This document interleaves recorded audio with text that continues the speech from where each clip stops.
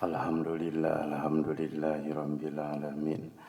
Wabihi nasta'inu ala umuri dunya wa din wa ala alihi wa sahbihi ajma'in amma ba'du ya ibadallah.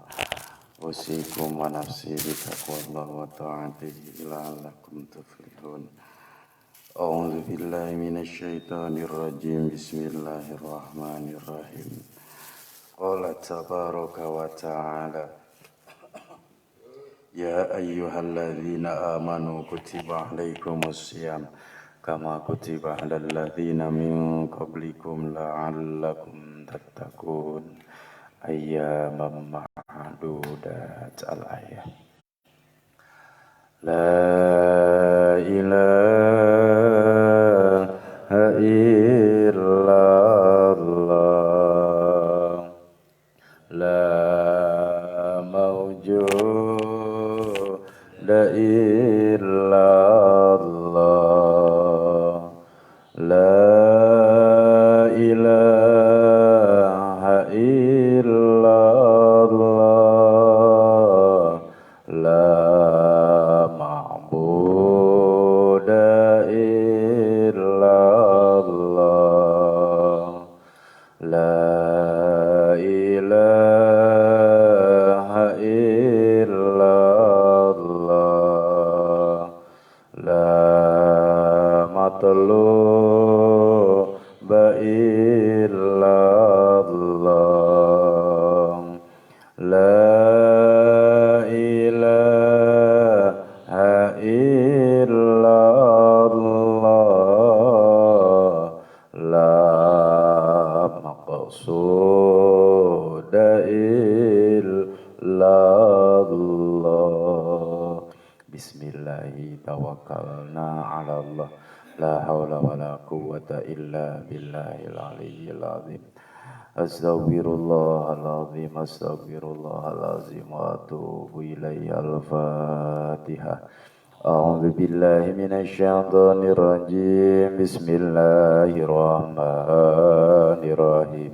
Alhamdulillahi rabbil alamin arrahmanir rahim maliki yaumiddin iyyaka na'budu wa iyyaka nasta'in ihdinas siratal mustaqim siratal ladzina an'amta 'alaihim ghairil maghdubi 'alaihim waladdallin.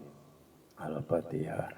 Khusus untuk ahli kubur, mukminin mukminat, muslimin muslimat, min masyriq ila maghrib barriha wa bahriha, khususna ila ruh aba'ana wa ummahatana wa jadadana wa jaddatana wa masyayikhana wa masyayikhana wa satidatana wa satidatana waliman itamana hahuna bisababi wali ajli. Allahumma gfir lahu warhamhu wa'abi wa'afu anhu wa akrim nuzulahu wasimarhulahu. Allahumma gfir lahum warhamhum wa'abihim wa'afu anhum wa akrim nuzulahum wasimarhulahum wa adkhilhumul jannah. Syaulillahi lahumul Fatihah. A'udzu billahi minasy syaithanir rajim. Bismillahirrahmanirrahim. Alhamdulillahi rabbil alamin arrahmanir rahim maliki yaumiddin iyyaka na'budu wa iyyaka nasta'in ihdinas siratal mustaqim siratal ladzina an'amta 'alaihim ghairil maghdubi 'alaihim waladdallin. Al-Fatihah. Barangkali ada yang sakit, kita doakan semoga lekas disembuhkan oleh Allah Subhanahu wa taala, baik lahir ataupun batin.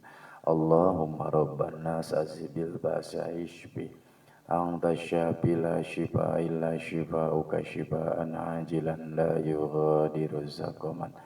A'udzu bi'izzatillah wa qudratihi min syarri ma yajidu wa yuhadir. Al-Fatihah.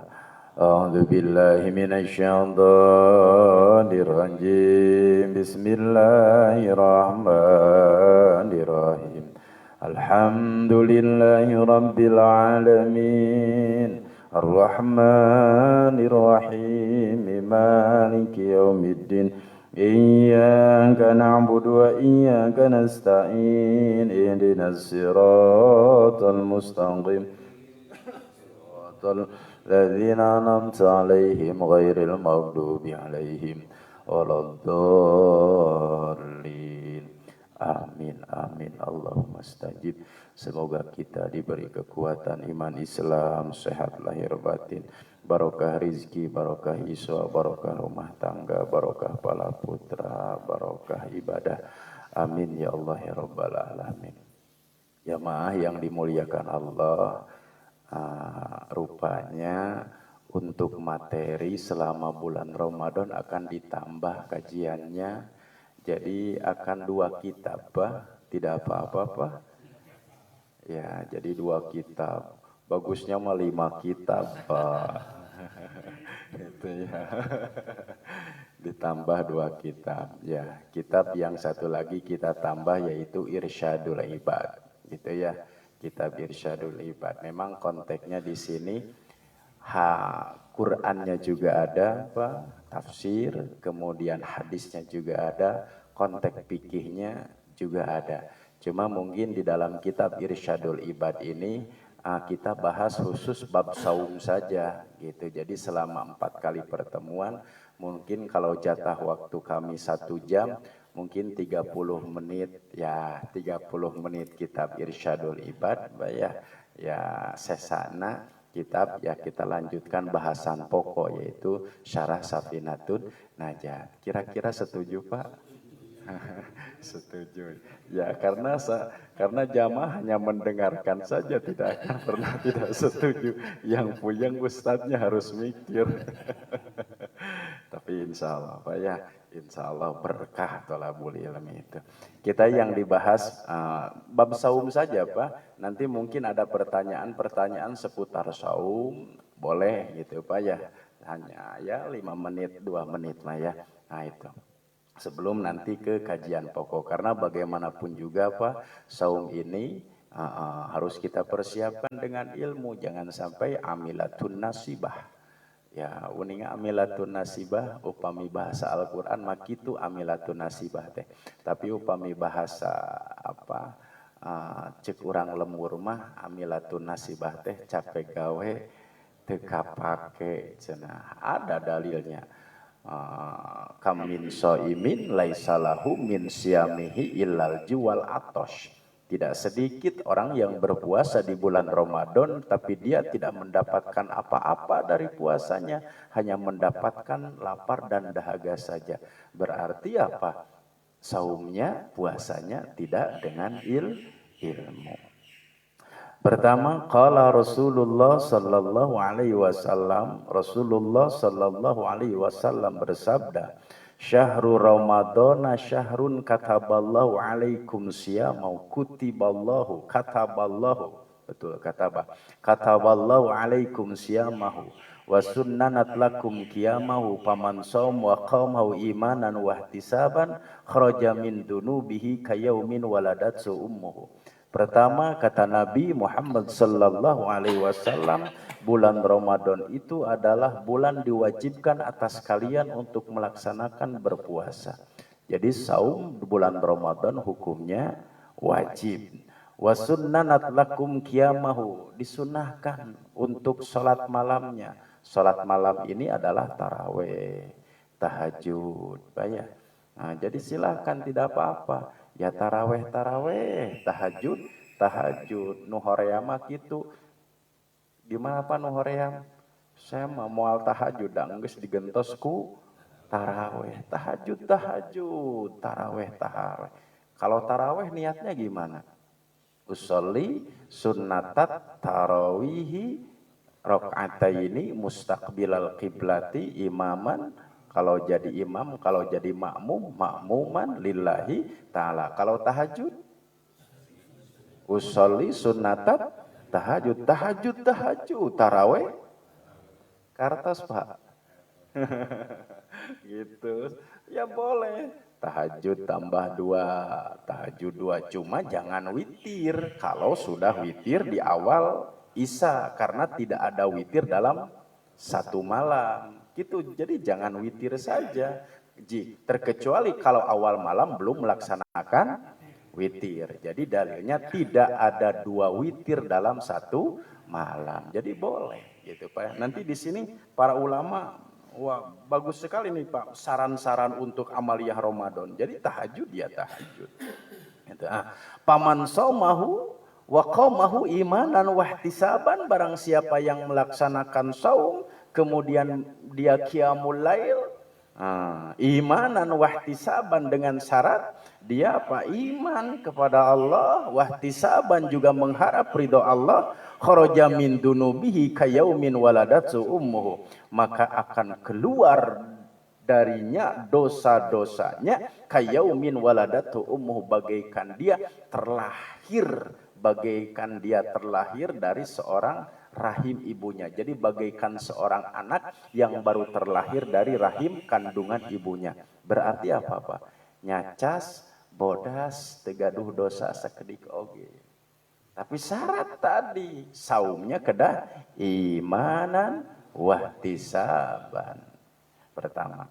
Kemudian yang kedua, wa Ahmad an Abi Hurairah man shoma ramadhana imanan wahtisaban ghufira lahu ma taqaddama min dambihi wa ma ta'akhkhar. Dalil kedua menegaskan barang siapa yang melaksanakan saum dari Abi Hurairah imanan wahtisaban, saum Ramadan dengan iman wahtisaban juga mengharap ridhonya Gusti Allah, ghufira lahu maka diampuni dosanya ma taqaddam yang sudah terdahulu wa ma ta'akhkhar dan yang akan datang.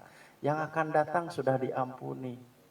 Subhanallahu Akbar. Tapi Bapak jangan buka tekad seperti begini, yang sudah datang diampuni gitu Pak ya.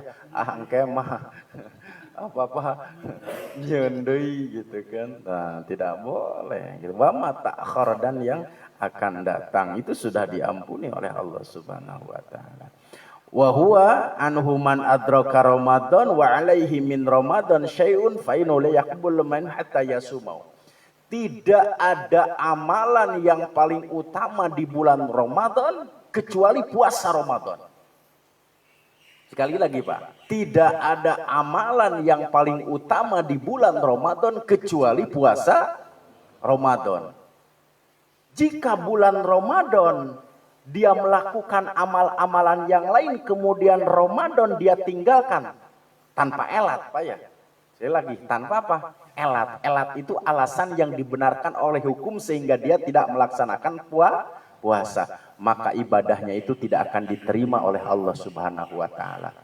Jadi sahade-hadena salat di bulan Ramadan lamun teu puasa mah anger salatna teh moal ditampi ku Gusti Allah. Sasae-saena sedekah dina sasi Ramadan upami henteu saum mah sedekahna moal ditampi ku Gusti Allah.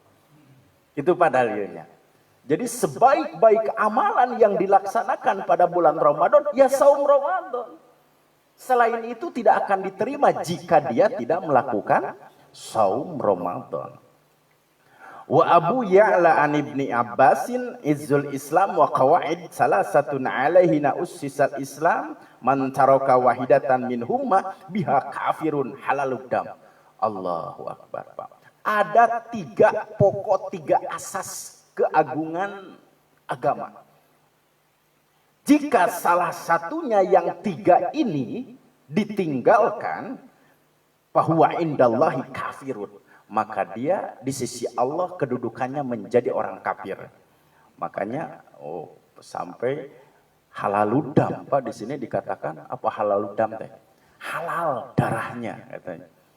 Apa 3 pokok, 3 asas agama itu? Pertama, syahadatu alla ilaha illallah. Jadi qiwamuddin itu 3, 1 adalah syahadat. Yang kedua, as-salatul maktubatu, salat maktubah yang 5 waktu, duhur, asar, maghrib, isya, subuh, itu Pak yang 5. Yang ketiga, wasaumi ramadhana. Yang ketiga adalah saum Ramadan. 3 ini adalah asas agama. Jika salah satu ditinggalkan dari yang tiga ini, kata Nabi, biha kafirun, maka kedudukannya dia sebagai orang kafir. Halaludam, halal darahnya. Wafi riwayat, ini dalam satu riwayat diceritakan, man taraka minhunna wahidatan fahuwa billahi kafirun. Barang siapa yang meninggalkan dari salah satu yang tiga itu, fahuwa, maka billahi, di sisi Allah, kafirun, dia sebagai orang kafir. Wala yuqbalu minhu surifa wala adala wa qad halla damhu. Apapun amal ibadahnya tidak akan diterima oleh Allah Subhanahu wa taala. Wa qad halla damhu wa malu. Subhanallah, sampai konteksnya ke sana Pak ya. Sampai halal darahnya, sampai halal hartanya. Tapi kan tidak sampai sebatas itu pemahaman. Makanya Pak jangan kaget dengan pemahaman mujahidin, Pak ya, yang punya konteks jihad dengan mengatasnamakan agama. Seharusnya nanti dalil ini harus dipoles lagi, itu dengan pemahaman konteks yang lain. Nah, ya itu Pak gitu. Jadi kenapa saya sampaikan hadis ini sengaja biar tahu gitu Pak. Jadi kadang-kadang yang meninggalkan yang tiga ini sudah menurut dia di sisi Allah juga dia sudah apa Pak? Sudah kedudukannya kafir dan halal darah damnya, sehingga punya pemahaman konteks-konteks jihad yang lain. Tentu bagi kita tidak sampai ke arah sana Pak ya. Karena kenapa? Bagaimanapun juga sesama manusia ada 5 perkara yang harus dijaga.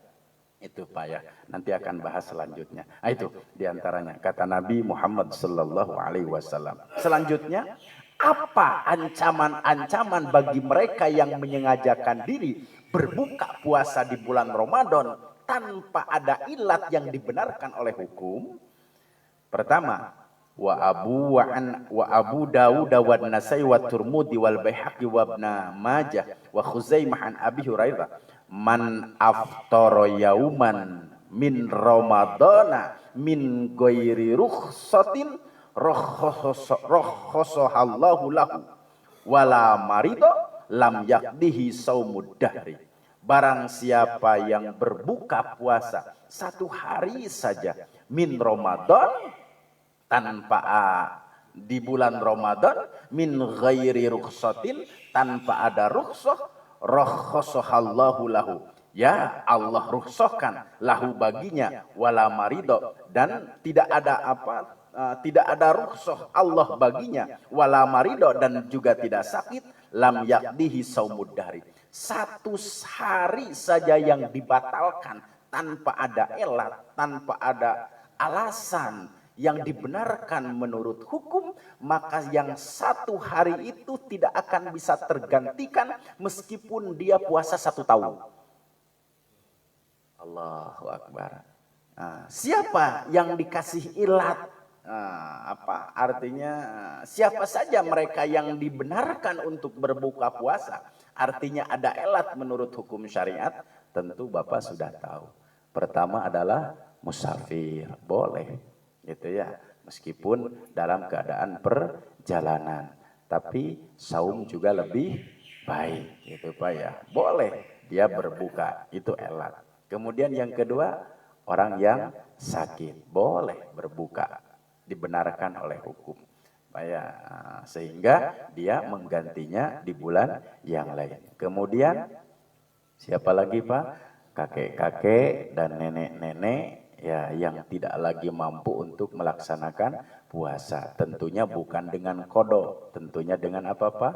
Fidyah. Jadi ada yang harus diganti dengan qada, ada yang harus diganti dengan fidyah. Ada yang harus diganti dengan qada, ada juga yang harus diganti dengan fidyah. Jadi fidyah dengan qada itu bersamaan. Bagi siapa? Pertama, bagi mereka yang hamil dan menyusui jika takut akan salah satunya. Itu Pak ya. Jadi jika takut akan salah satunya, maka kewajibannya qada saja, bukan fidyah. Tapi jika takut akan keduanya, maka wajib qada, maka wajib fidyah. Bisa dipahami Pak? Bagi yang menyusui dan hamil. Jadi konteksnya wajib qada jika takutnya terhadap salah satu perkara. Itu paham kami. Jadi bukan fidyah jika takutnya terhadap salah satu perkara. Wajibnya apa? Qada dulu, karena kewajibannya bukan fidyah, kewajibannya adalah qada. Tapi jika takutnya terhadap dua perkara, artinya apa? Saya juga lemah kalau menyusui, anak saya juga sakit, maka kewajibannya adalah ya qada ya fidyah. Jika dia punya utang Ramadan, kemudian belum terlaksanakan utang Ramadannya, keburu datang Ramadan, maka saumnya tetap, kemudian dibayar juga dengan apa? Fidyah. Jadi jika tertinggal 1 tahun, mah keburu masuk nih. Contoh bapak punya utang, itu Pak ya, 7 hari belum tertunaikan hutang yang 7 hari itu, gitu ya. Kemudian keburu masuk lagi Ramadan, yang 7-nya harinya tetap, tapi dibayar dengan fidyah. Jadi double. Doublenya itu bukan double 7 hari menjadi 14, bukan, tapi double dengan fidyah. Nah, itu konteks alat yang dibenarkan menurut hukum. Nah, jadi di sini kata Nabi, barang siapa yang berbuka saum 1 hari saja tanpa ada rukhsah yang dibenarkan menurut yang dibenarkan menurut syariat, dia tidak sakit, dia tidak musafir, dia tidak lemah, lam yakdihi saumad dahri kullahu wa in saumahu. Meskipun selama 1 tahun penuh dia berpuasa, maka yang 1 hari tersebut tidak akan pernah tergantikan. Gering henteu, kolot henteu, gitu Pak, cacaluhakan we, gitu ya. Musafir henteu, gitu ya.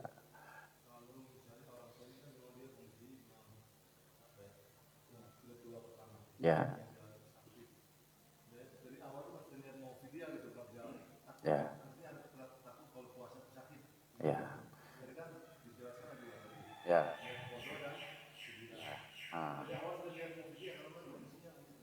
Iya. Itu kan disebutnya haram, Pak ya. Haram itu apa? Tua. Kewajiban qada dan fidyah ini yang dua bersamaan, ketakutannya hanya untuk hamil dan menyusui saja. Ya, tapi kalau yang sudah tua itu konteksnya fidyah saja. Karena bagaimanapun juga kan makin tua tidak akan punya kemampuan untuk melaksanakan saum. Tapi yakin dan jelaslah, saya ini terngiang-ngiang dengan sabda Nabi Muhammad sallallahu alaihi wasallam, sumu tasihhu. Akankah ucapan Nabi itu bertolak belakang? Berpuasalah karena puasa itu adalah sehat. Gitu Pak ya. Tapi bagaimanapun juga, kalaupun toh kita tidak berpuasa karena sakit, itu ada elat, boleh diganti dengan qada. Tapi bagaimanapun juga, sumu tasihhu, berpuasalah. Karena saum itu adalah sehat. Itu Pak, insya Allah. Jadi untuk konteks yang tua, ya dibayar saja dengan fidyah. Kemudian nanti akan ada lagi pertanyaan, bagusnya fidyahnya di awal di bulan Ramadan atau nanti setelah selesai Ramadan. Sebetulnya kalau melihat bagus dan afdol, konteksnya makan sahur dan makan takjil itu dimakan oleh fakir miskin. Konteks keutamaan ya bagusnya di bulan Ramadan. Tapi bagaimana? Banyak elat. Saya tidak mampu untuk bayar fidyah karena untuk makan saya sekeluarga pun juga ya boleh. Ad-dinu yusrun wala yusada haddad-din ahadun golabau. Boleh, nanti bayar fidyah setelah selesai bulan Ramadan. Atau kapan waktunya, tatkala punya keleluasaan rezeki. Itu tidak menjadi soal, insya Allah. Apa? Ukurannya 1 mud. Ya, 1 mud. Kalau dikalkulasikan uang boleh. Berapa kira-kira 1 kali makan? Tinggal dikalkulasikan saja. Gitu. Kalau samud itu kan segini Pak ya. Itu 1 mud gitu ya. Jadi ya tiru parapat letter lah gitu. Kalau sacanggum kieu mah gitu kan. Kalau di Arab, kalau di kita mungkin tidak galib ya. Ada letternya cuma 1 letter saja gitu. Jadi ada 1 mud, ada 1 kati Pak ya. Itu beda-beda ukurannya. Itu. Apa? Iya, 1 mud itu sudah termasuk lauk pauk. 1 mud itu. Ya. Iya, berasnya aja. Belum, tidak. Ya. Ya, jadi tidak dengan kategori 1 mud saja, kalau dengan beras mah cukup. Gak usah mikirin lauk pauk. Gitu Pak ya. Ya kalau mau menambah ditambah jadi sodako. Itu insya Allah ya. Jadi apa Pak? Ya Rasulullah tidak jadi 1 mud apakah dengan lauk pauk upami bada ditamihan sareng asina mama nggak ngan tidak termasuk konteks 1 mud jeung asin mah gitu. Tetep we berasna mah 1 mud eta mah tambahan saja. Gitu. Bilih bada ditambih sayurna tahuna sagala rupi. Numawi afdalnya gitu Pak. 1 piring kalau ada tetangga yang yang fakir 1 piring itu dikasih langsung, bagusnya seperti begitu kalaupun bisa.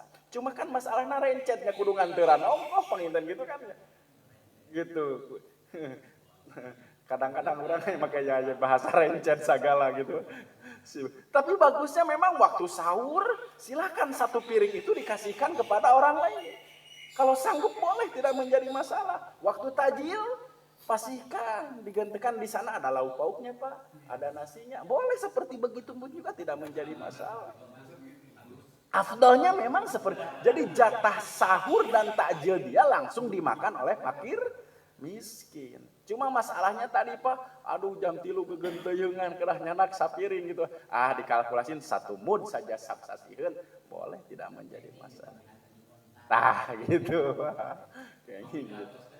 Upami diartoskeun boleh dikalkulasikan 1 kali makan berapa. Apa 35.000 ya mungkin kalau 2 kali makan sehari menjadi berapa Pak Haji? 50.000 mungkin ya. Tuh, kinten-kinten 20.000. Ya, 20.000. Boleh, tidak menjadi masalah. Apakah yang 20.000 tersebut mau dikasihkan pada bulan Ramadan?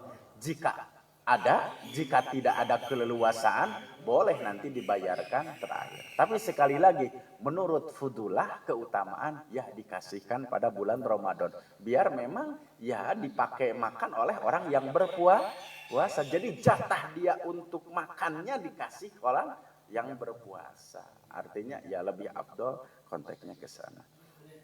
Ya, boleh.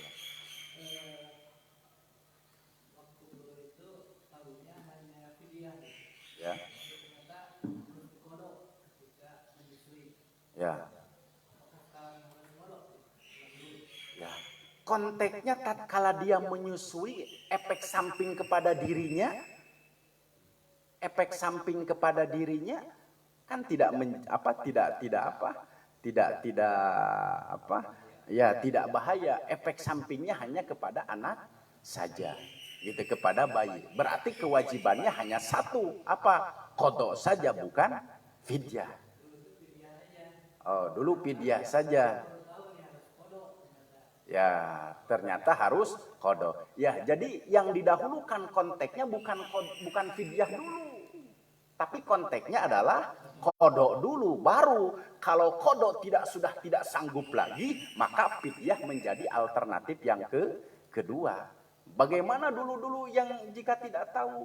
Ya, seyogianya lah. Kalaupun toh mampu untuk melakukan membayarnya, silahkan dibayar. Kalaupun itu kan kebodohan saya. Yang penting jika nanti ke depan terjadi, tidak akan melakukan hal seperti begitu. Kalau dulu berangkat tidak dengan ilmu, mungkin pasti Allah akan mengampuni atas ketidaktahuan. Itu Pak ya. Tapi kalau sekarang sudah tahu, toh dilaksanakan, nah itu konteksnya. Jadi jika mau diganti, silahkan. Kalaupun toh juga tidak diganti, karena konteksnya dari ketidaktahuan. Tapi kalau konteksnya dari ketahuan, ya harus qada. Bagaimanapun juga ini konteks hukum. Meskipun maaf nanti, silahkan jika ada pemahaman madhab yang lain. Seperti madhab Hambali dan madhab Hanafi. Kalau konteks madhab Imam Syafi'i, hemat kami memang seperti begitu. Jadi jika takutnya atas 2 perkara, gitu Pak ya. Berarti kalau takutnya 1 perkara, kewajibannya qada saja, bukan kewajibannya dengan fidyah. Nah, jadi gimana sikap Bapak sekarang? Apa mau mengganti dengan qada? Saya mah tidak tahu keur mah puasana hoream tah. Beda deui urusanana jeung puasana hoream.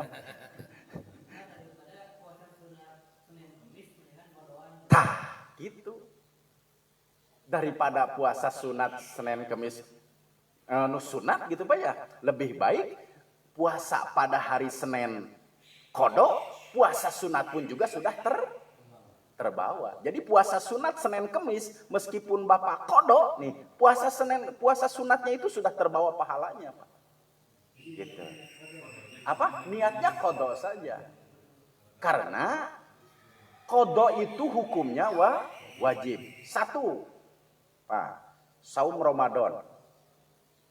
Pertama, yang sifat wajib itu. Kemudian kedua, saum Qadha. Saum Qadha ini hukumnya wajib. Kemudian yang ketiga, saum nadar. Yang konteksnya wajib adalah saum nadar. Ini hukumnya wajib. Kemudian yang ketiga, ya saum kifarat. Uning apa saum kifarat? Ya saum kifarat ini hukumnya wajib. Contoh saum kifarat ini kan melakukan hubungan suami istri di bulan Ramadan. Kifaratnya saumnya berapa Pak? Aduh Gusti Agung. Bujeng-bujeng dua sasi.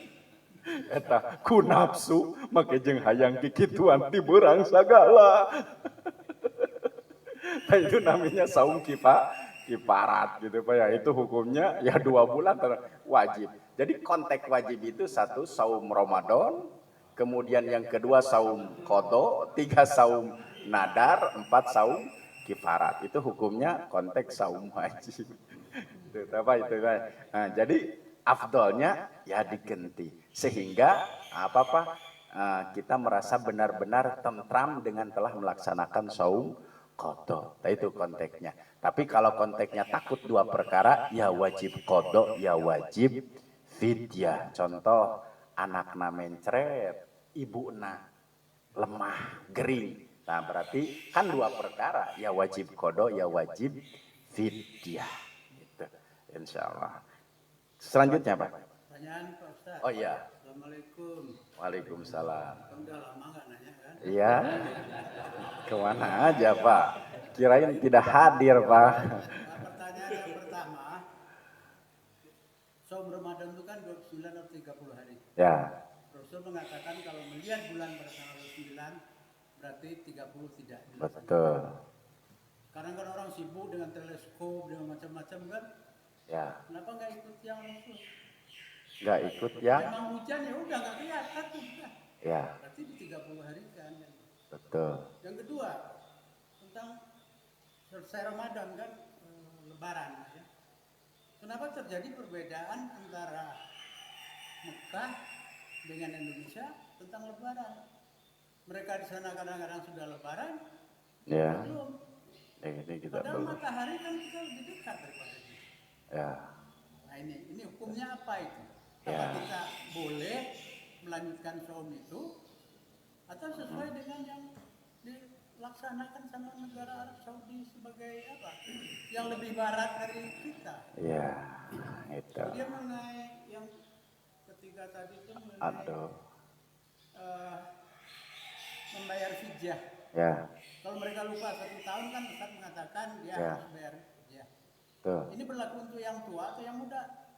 Karena yang muda ini kan mungkin berkeliling-keliling seluruh Indonesia, bekerja dan sebagainya, lupa 1 tahun. Apa dia biar bayar fidyah atau dia Qadha. bayar qadha? Padahal sudah 1 tahun ya kata Ustaz. Ya. Betul. Terima kasih, itu aja Pak. Ya. Pertama, kata ini kan jadi ada sunnah, kemudian ada takrir. Nabi mencontohkan di dalam takrir. 1 bulan Ramadan itu asyahru hakadha. Kemudian Rasulullah mengulang tadi asyahru hakadha wa hakadha. Berapa Pak? 30. Nah, jadi konteksnya 1 bulan itu adalah 30 hari. Kemudian Rasulullah mengulang kembali yang kedua kali. Asyahru 1 bulan hakadha 10 wahakadha 10 wahakadha. Nah, kemudian beliau menyembunyikan ini jempolnya. Berarti berapa? 29. Nah, dari takrir ini sebetulnya mah sudah tidak ada khilaf lagi, Pak. Sudah tidak ada lagi perbedaan di kalangan umat-umat Islam. Jadi, jika saum itu telah tertunaikan selama 29 hari, gitu. Meskipun hilal tidak terlihat kemudian dia lebaran, sah. Karena 1 bulan itu adalah 29 hari. Oh, saya mah kekeh dah hilal belum terlihat.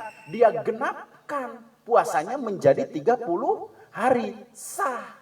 Yang penting saum itu adalah tidak kurang dari 29, contoh saumnya selama 28 hari, ke 29 harinya dia Idul Fitri. Itu yang tidak sah. Atau saumnya berlebih menjadi 31 hari, maka itu tidak sah. Nah, jadi sebetulnya sudah ditengahi dalam masalah khilafiyah. Ataupun dengan kecanggihan modern, Pak, dia melihat ataupun tidak, urusan hilal, wa in gumma, gitu Pak. Nah, jika termendung memang kan jelas, jika mendung kemudian tidak terlihat, maka genapkanlah Saban menjadi 30 hari. Gitu. Jadi ditangguhkan menjadi hari berikutnya itu saum Ramadan. Pertama, insya Allah semoga tidak puas. Kemudian yang tadi itu kan ada misalkan bersama-sama sekarang hari Kamis ya, gitu ya. betul. Lalu ada yang lebarannya pertama Ya, 29. betul. Lalu pemerintah 30 misalnya. Ya, betul. Apakah dosa tidak kita yang 30-nya itu karena sudah ada yang lebaran? Oh, tidak menjadi dosa. Ya, karena konteks saumnya tadi kata Nabi, boleh saum Ramadan itu selama 29 hari atau boleh menjadi 30 hari. Yang haram hukumnya itu menjadi 31 hari saumnya, gitu. Ya, atau kurang dari 29 atau saumnya 28 hari. Memang khilaf tidak akan bisa terelakkan di kalangan umat. Ikhtilafu ummati rahmatun. Sikap kita bagaimana dengan khilaf ini menjadi rahmat. Itu saja, Pak. Jadi sampai kapanpun masalah khilafiyah ini tidak bisa terselesaikan. Masalah penentuan 1 Ramadan dan dengan 1 Syawal. Sampai kapanpun juga mungkin akan terus terjadi khilaf, beda paham di kalangan manusia. Masing-masing tidak apa-apa. Yang penting menentukan dengan kadar keilmuan yang ia miliki. Tapi kan Rasulullah sudah memberikan garis tengah. Yang penting saumnya 29 hari dah, gitu Pak. Yang penting jangan lebih dari 30 hari, itu saja. Selama konteks itu masih saum Ramadan, insya Allah.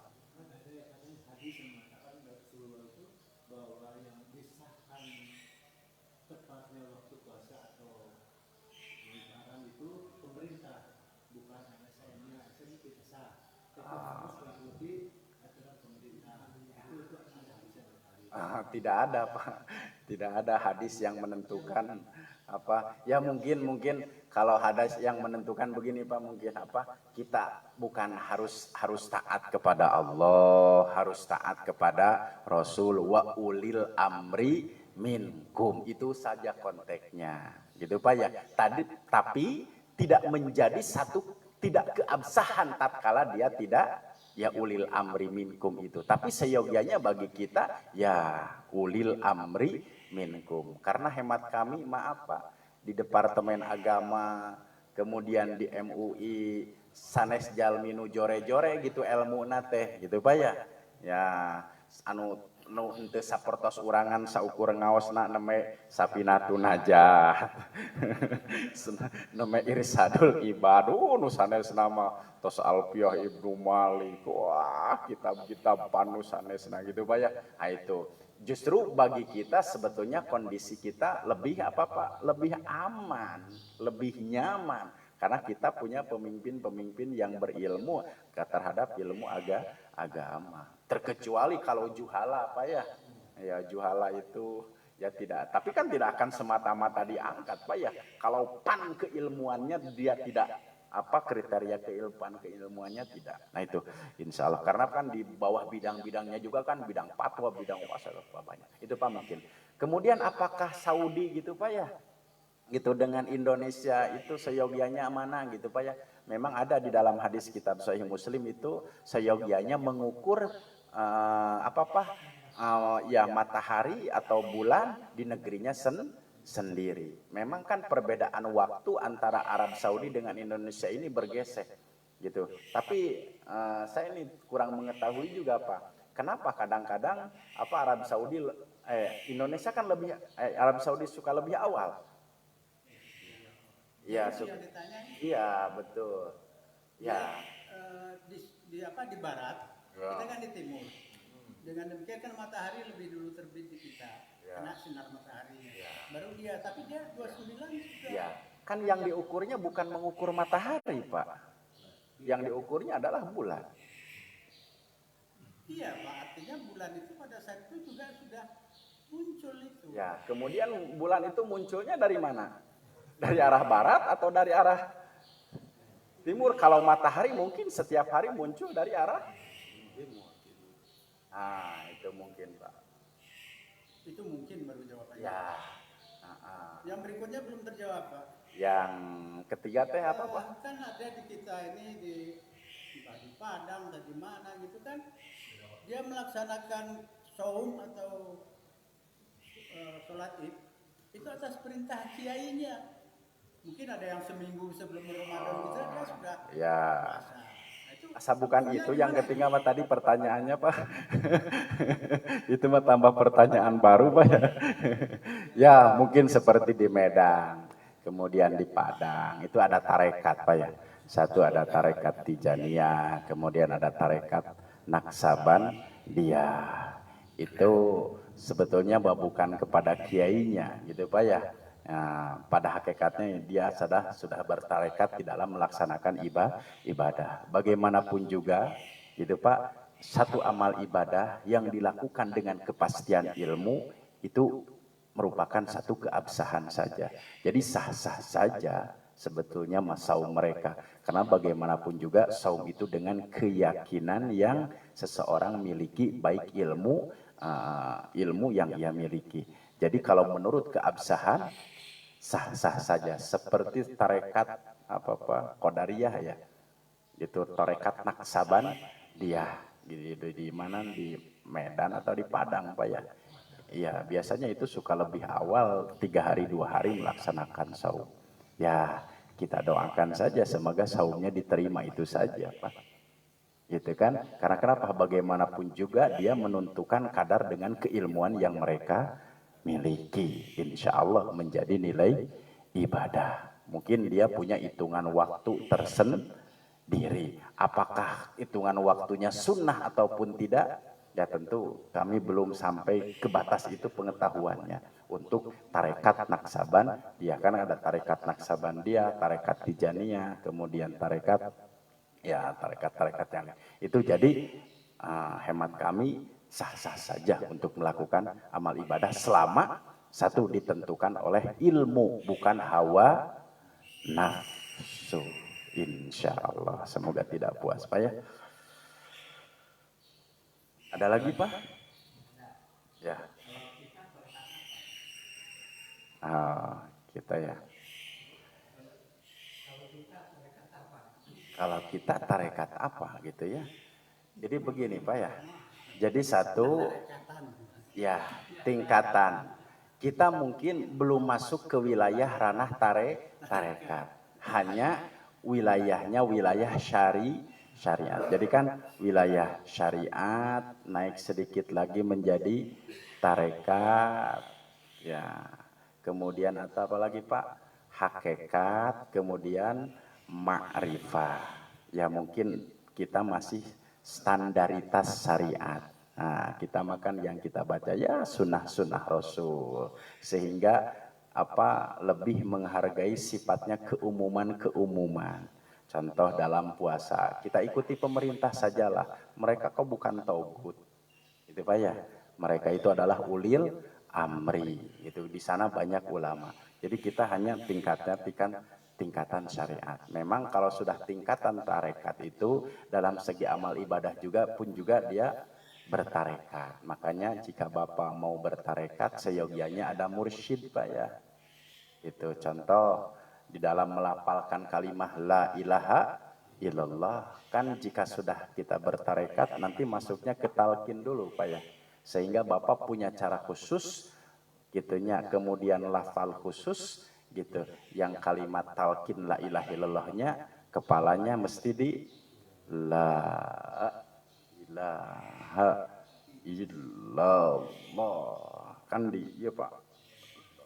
Gitu kan. Jadi kan di sini tuh hawa nafsu Pak ya. Nah, itu ada yang gitu. Kalau Bapak gimana? Karena belum tarikat kan. Yang penting mah khosian huduan saja. Khosian itu penuh kehusuan, kemudian khodian penuh dengan kehanap asoran gitu Pak ya. Hanap asal itu apa? Tawad. Nah itu kaitannya dengan apa Pak? Tarekat. Insya Allah saya kira tidak akan lebih jauh membahas tarekat gitu Pak ya. Kita Pak hanya sebatas syariah gitu ya.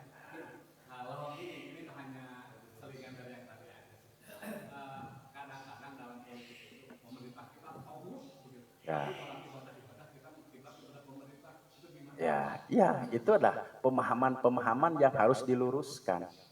Gitu. Bagaimanapun juga jelas atiullah wa atiur rasul wa ulil amri minkum. Gitu. Selama ulil amri ini tidak menghalangi kita untuk tidak taat kepada Allah. Kemudian salah lah. Ya. Enggak, masalahnya begini. Maaf, keleluasaan di dalam beribadah apakah kita dihalang-halangi, Pak? Tidak. Ya, tidak. Silahkan saja. Baru kalau maaf, kalau larangan sholat 5 waktu, masjid sudah tidak dimakmurkan, wah itu mah jihad, Pak. Itu Pak ya? Itu mah urusannya kan. Azan diperkecilkan. Adan Itu kan ibadah juga azan. diperkecilkan suaranya, diringkas kalimat adannya. Dikecilkan suaranya. Sehingga nggak dengar umat yang lain. Oh. Ada larangan begitu. Oh gitu ya. Jadi Nah, yang dikatakan Bapak tadi togut itu ya itu. ya gitu Pak. Gimana Pak? Nah, jadi konteks kami tetap bagaimanapun juga selama ini pemerintah tidak menghalangi ya warga masyarakat untuk beribadah kepada Allah Subhanahu wa taala. Kemudian kaitannya kemarin Covid ya kaitannya dengan elatnya Covid sebetulnya. Gitu. Ah itu Pak lah, gitu.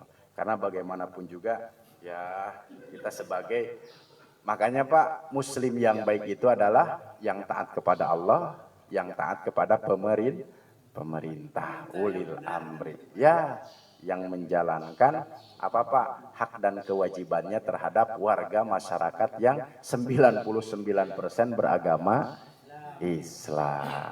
Insyaallah Pak ya. Saya kira cukup Pak ya. Ya. Boleh. Setiap orang yang wirid itu torekat. Makanya tidak boleh besar disampaikan bermacam-macam torekat. Ada macam dia. Makanya ditanyakan di sini. Kita kan suka wirid nih. Orang wirid itu torekat. Makanya ditanyakan tadi torekat apa kita? Apa torekat mutabaroh? Ya. Kalau torekat mutabaroh seperti kita ini yang tinggi wiridan. Kalau torekat yang lain seperti yang dirasakan tadi oleh Ustaz. Nah, gitu. Jadi setiap orang wirid itu adalah Tarekat. hanya ditanyakan ke kita ini masuk ke torekat mana? Kalau torekat mutabaroh itu yang biasa-biasa seperti kita ini. Ya. La ilaha illallah tidak dengan gerakan yang ya itulah gitu. Makanya kan Betul. Ya. Tahu. Ya. di setiap wirid adalah sudah masuk torekat. Hanya torekatnya torekat mana? Ya. Yang mungkin nanti untuk diperdalam lagi. Ya, gitu. Nah, itu ya. Jadi kaitan dengan tarekat muktabaroh itu kan karena kita ini standaritasnya adalah masih dalam derajat syariat. Jadi kadang-kadang tidak melebihkan kadang-kadang kurang, kadang-kadang lebih gitu Pak ya. Contoh konteksnya ya gitu Pak, henteu ajeg. Upamis Bapak sudah bertarekat, kemudian Bapak sudah menerima ijazah, la ilaha illallah itu konteksnya bukan 100, harus 165. Kemudian Allahnya Allah itu 66. Kemudian apalagi Pak, hu-nya itu 77. Ya. Jadi la ilaha illallah itu 165. Kemudian apa Pak? Allah. Dia makin tinggi. Allah. Kemudian hu. Bapak. Jeung 100 la ilaha lagi geus digeroan. Sibuk mantan. Karek 30 geus hayang ngoleset. Makanya kita hanya apa? Terhadap padilah-padilah saja yang dibahas dalam kitab Tanqihul Qaul atau dulu di awal-awal Safinatun Najat. Makanya barang siapa yang membaca la ilaha illallah 100 kali, maka wajahnya nanti pada hari kiamat kal qamari lailatal badri, hanya tersugesti itu saja. Oh, jadi hitungan 100 teh mudah-mudahan we engke rarai moncorong sapertos bulan pur nama aja gitu saja. Jadi mutabaroh. Jadi kadang-kadang 100 kerdaek. Gitu ya. Kertunduh hoream 33 henteu mah la ilaha wahdahu la syarika lahul mulku cukup we. Tah eta hungkul Pak. Jadi iya. Jadi henteu ajeg gitu, henteu ajeg.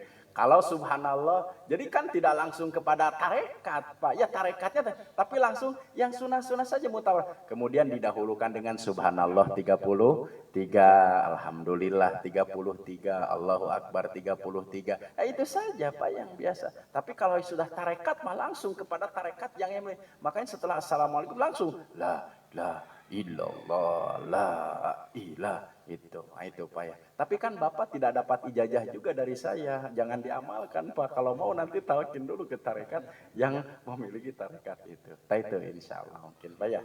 Kaitannya dengan hal itu. Alhamdulillah. Kita masuk ke kitab Kasyifatus saja. Nanti minggu depan langsung masuk ke pardu saum Pak. Dengan hadis-hadis yang lain. Kemudian sunnah-sunnah saum. Ya, kemudian hal-hal yang membatalkan saum. Insya Allah selama 4 kali pertemuan di bulan Ramadan kita selingi dengan kitab Irsyadul Ibad. Insya Allah. Kita lanjutkan najis. Kita baca matan dulu. Acianana ngahiji heula gitu Pak ya. Tadi geus ngawur. Urusan Ramadan. Nah, kita baca dulu matannya. Jadi apa nih fokus bahasannya? Fokus bahasannya adalah fil ayanin najisah. Paslun satu pasal fi bayanil ayanin najisati, bab yang menjelaskan tentang jenis-jenis najis. Ada 10 menit lagi Pak.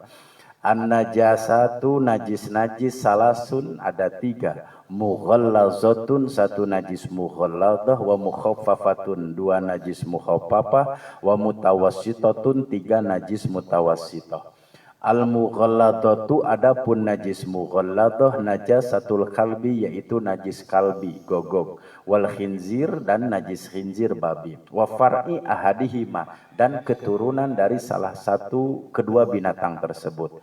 Wal mukhaffafatu adapun najis mukhaffafah baulus sabiyyi kencing bocah, alladzi lam yut'am yang belum makan ghairul laban selain ASI, walam yablughil haulaini dan belum sampai 2 tahun.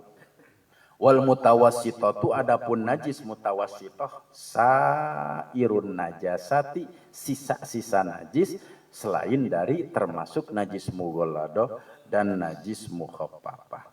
Kemarin bagian-bagian najis. Jadi najis itu adalah kotoran, semua yang menjijikan itu najis gitu Pak ya. Cuma nanti itu secara lugot. Adapun secara istilah najis itu adalah sesuatu yang harus terhindar tatkala melaksanakan sholat, jangan sampai najis itu ada di pakaian, ada di badan, kemudian ada di tempat sholat. Itu sifatnya seperti itu.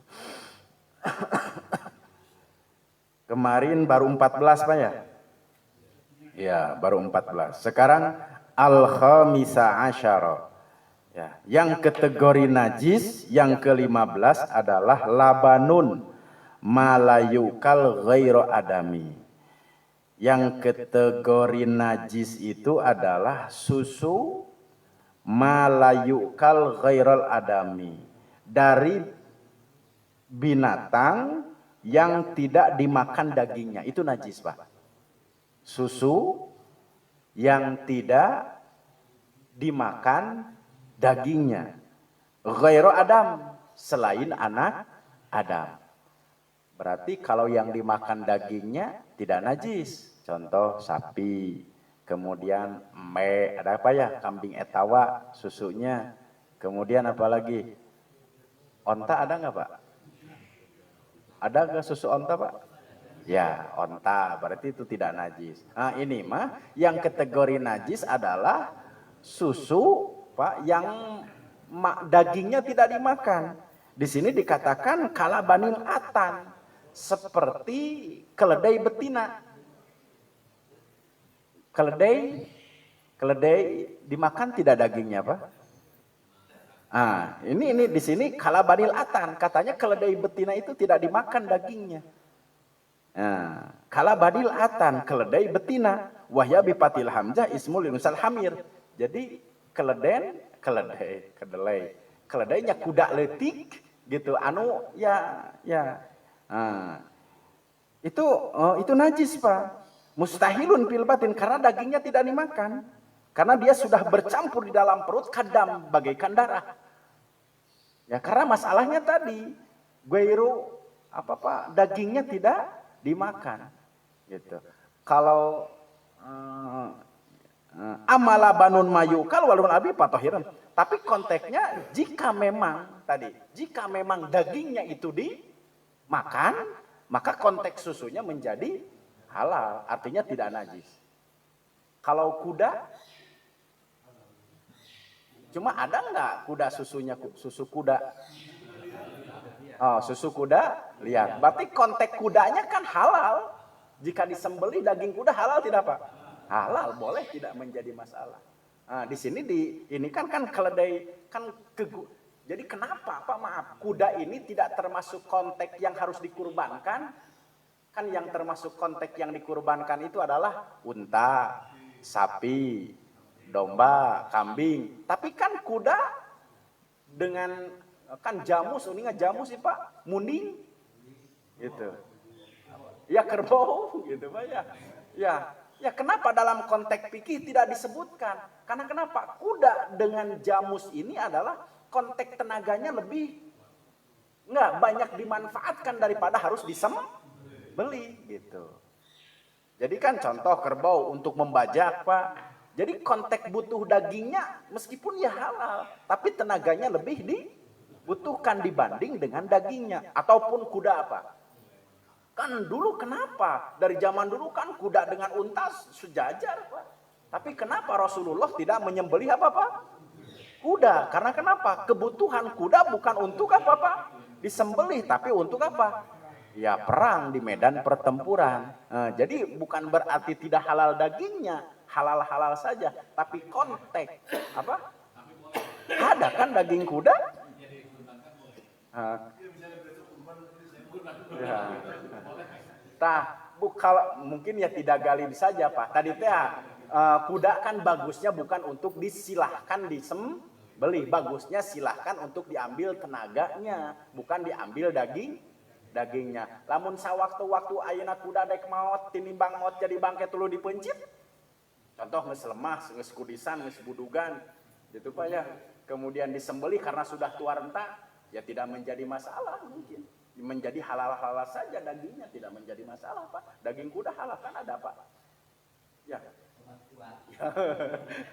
Obat kuat katanya.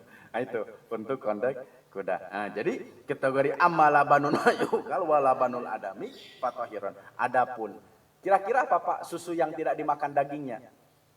Tapi naya susuan. Ayah gitu susu kucing. Gitu. Ya berarti apa? Susu ada kambing Pak, boleh dimakan. Itu tidak menjadi masalah. Nah itu. Jadi yang kategori najis itu adalah susu yang dagingnya tidak dimakan. Maka konteksnya itu termasuk konteks najis. Nah, karena kenapa? Di dalamnya sudah bercampur dengan darah. Maka konteksnya menjadi najis. Tapi kalau apa Pak, anak Adam ya manusia susunya.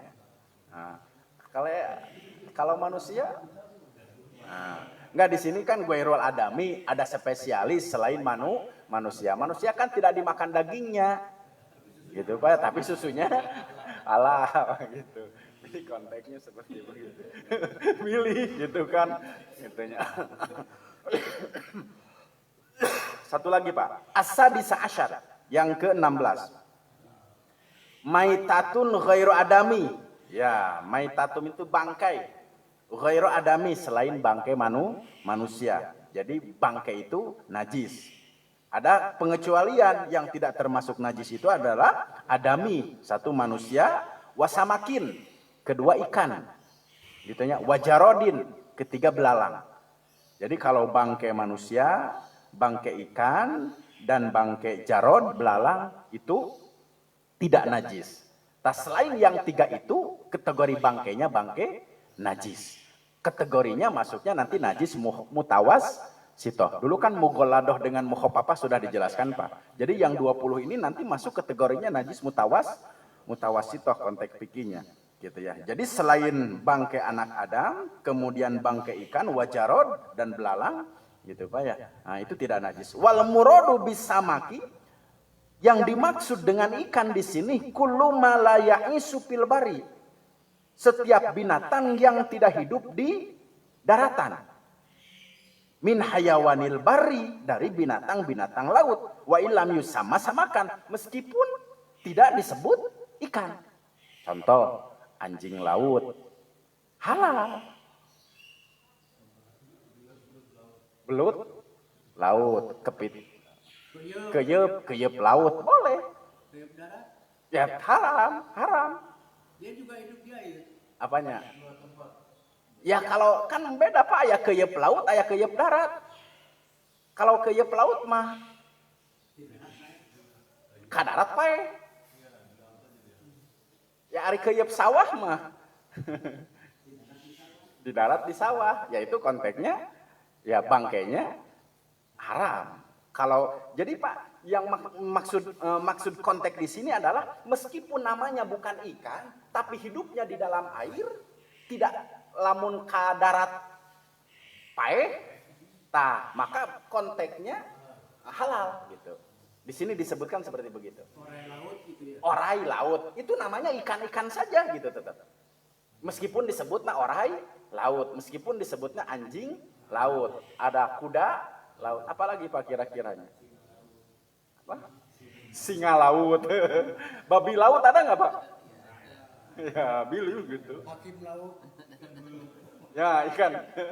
Jadi konteks samak ikan di sini tidak mesti disebut ikan gitu Pak. Yang penting hidup di air, kalau ke darat mati, maka bangkainya pun halal. Qala al-Imriti Pinadom, Imriti mengatakan di dalam kitab Imriti Pak. Dalam Pinadom At-Tahrir min bahri raji wa kullu ma fil bahri min hayyin yahil. Segala sesuatu apa saja yang ada di dalam laut min hayyin yahilu. Jadi yang hidup di laut yahilu, hukumnya menjadi halal.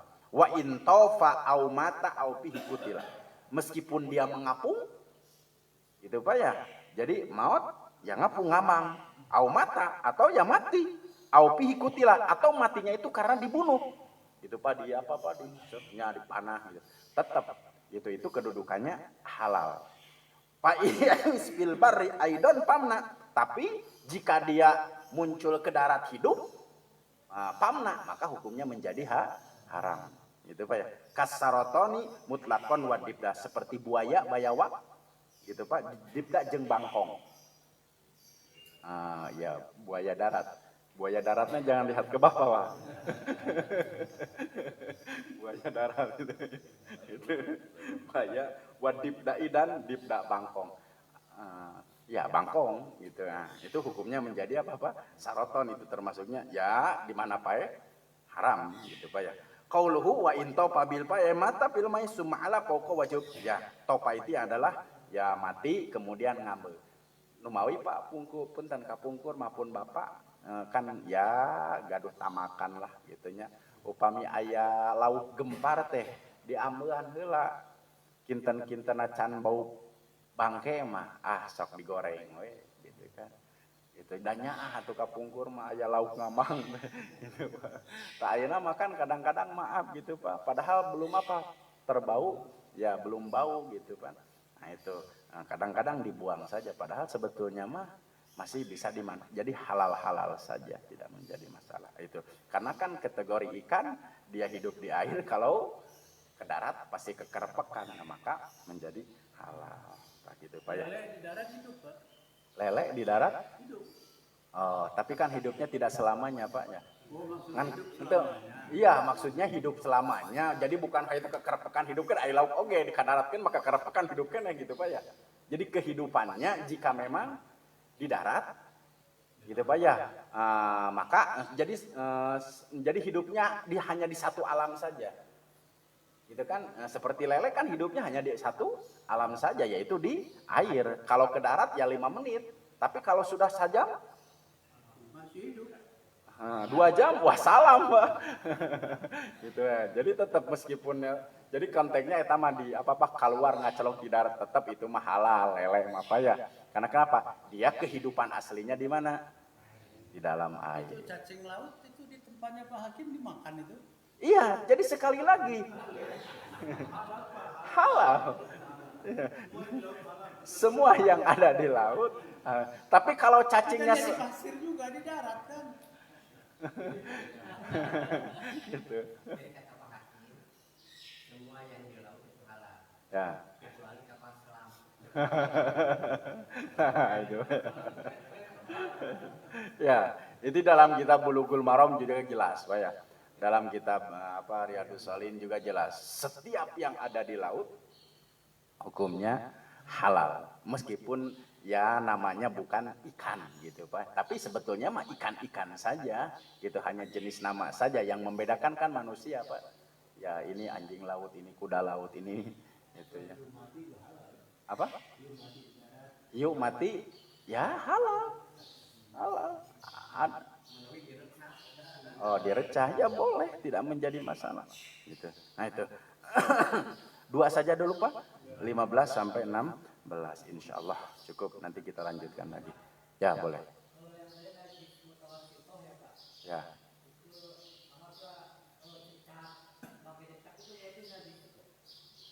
Bangke, cecak. Oh dulu sudah dibahas di sini, itu kategori najis ma'fu.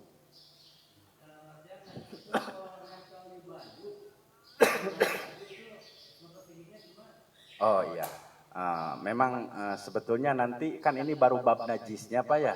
Nanti ada bab setelah ini adalah cara membersihkan najis mugoladoh, mutawasitoh, mukhofafah. Jadi nanti akan dibahas secara rinci nanti pada bab selanjutnya. Gitu. Kalau untuk pilih penasaran mah ayeuna gitu Pak jawabanana gitunya upami najis mugoladoh dengan 7 kali basuhan salah satunya dengan tanah. Kalau najis mukhofafah cukup dengan memercikan air saja kepada najis tersebut. Tapi najis mukhofafah itu adalah kompol bocah lalaki, sanes awewe, sanes banci. Itu yang belum makan sesuatu kecuali ASI sampai usianya sebelum 2 tahun. Jadi cara membersihkan cukup dengan apa? Hanya memercikan. Kalau najis mutawasito ya hilang jenisnya. Hilang jenisnya. Jadi memang kudu dikucak. Gitu. Janten upami kompol tadi teh apa dinanaon? Bangke gitu ya, darah. Ya memang jenis darahnya harus sudah hilang. Gitu ya. Bagaimana kalau hukmiyah itu nyada eueuh ieu gitu.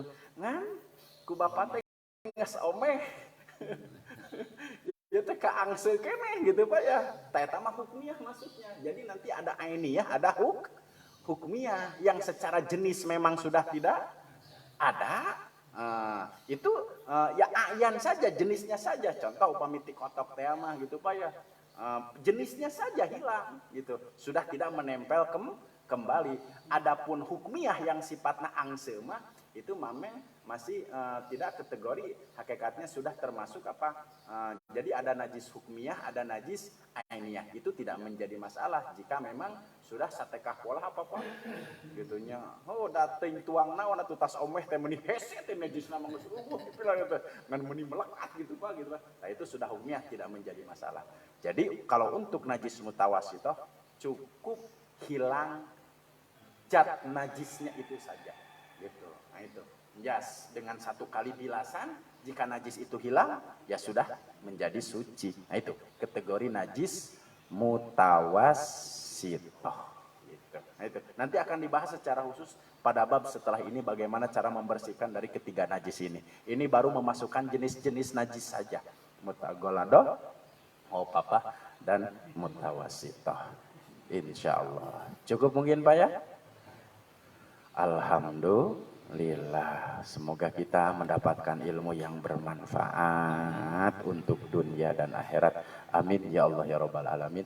Subhanakallahumma wa bihamdika asyhadu an la ilaha illa anta astaghfiruka wa atubu ilaik. Akhirul kalam, wassalamualaikum warahmatullahi wabarakatuh.